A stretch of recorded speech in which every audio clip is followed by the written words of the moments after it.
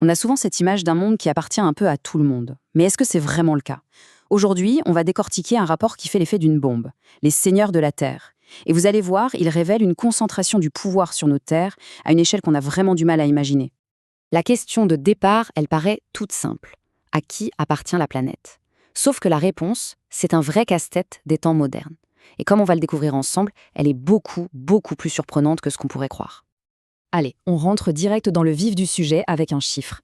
Prenez juste les 10 plus grosses entreprises propriétaires de terres dans le monde. Rien que ces 10-là, elles contrôlent 404 297 km². Ça ne vous dit peut-être rien comme ça, mais c'est une superficie absolument colossale. C'est quasi impossible à se représenter mentalement. Pour qu'on se fasse une idée, imaginez le Japon ou même le Paraguay. Eh bien, cette superficie est plus grande que ces pays tout entiers. C'est fou de se dire qu'une poignée d'entreprises possède plus de territoire que certaines nations souveraines.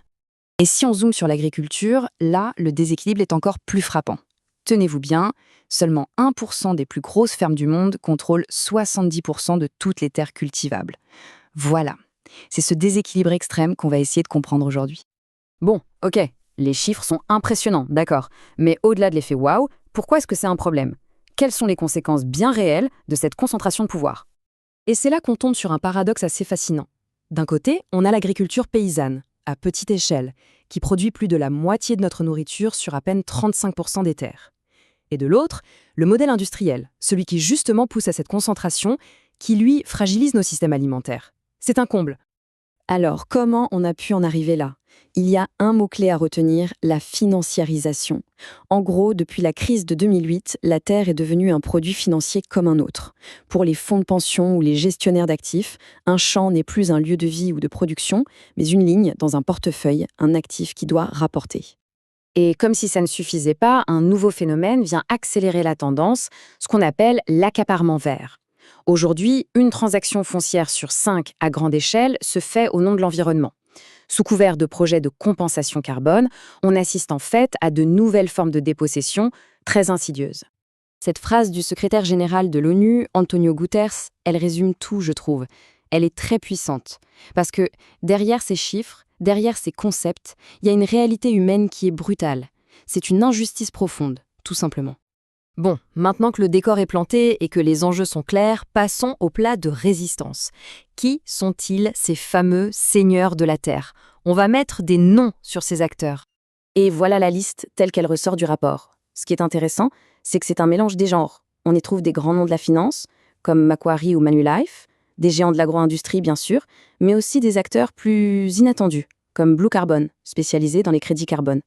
Pour y voir plus clair, on va les regrouper en 3 grandes familles. Première catégorie, donc, les financiers. Ce sont eux qui ont vraiment transformé la Terre en un produit d'investissement pur, un peu comme on achèterait une action en bourse. Dans cette famille, on va retrouver des poids lourds comme l'Australien Macquarie Group, le Canadien Manulife ou encore l'Américain TIA/Nuveen. Leur modèle est assez simple. Ils achètent des surfaces agricoles immenses pour le compte de leurs clients investisseurs et le seul but du jeu, c'est le rendement financier. Souvent, ça se fait au détriment des communautés locales, bien sûr.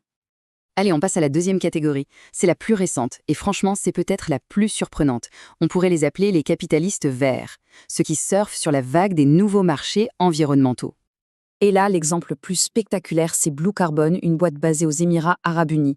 En à peine quelques années, ils ont signé des deals pour des projets de crédit carbone sur plus de 24,5 millions d'hectares, surtout en Afrique. C'est une surface gigantesque, le mot est faible, et bien souvent, c'est obtenu via des accords très opaques et controversés. Et enfin, la troisième et dernière catégorie, la plus classique on va dire, mais qui reste tout aussi puissante, celle des géants de l'agro-industrie et de l'extraction. Là, on parle d'entreprises comme la chilienne Arauco, un géant de la forêt, ou les groupes de Singapour, Olam et Wilmar International, des mastodontes de l'huile de palme et de l'agro-industrie. Eux, leur modèle, c'est le contrôle direct des terres pour produire et extraire des ressources, avec des impacts sociaux et environnementaux qui sont très souvent documentés. Ok, on a posé le diagnostic, on a identifié les acteurs. Mais le rapport ne s'arrête pas là, et heureusement. Il propose aussi des pistes, des solutions pour inverser la tendance. Parce que le point de fond, il est là. Ce pouvoir immense dans les mains de quelques entreprises, ça a des conséquences politiques très profondes.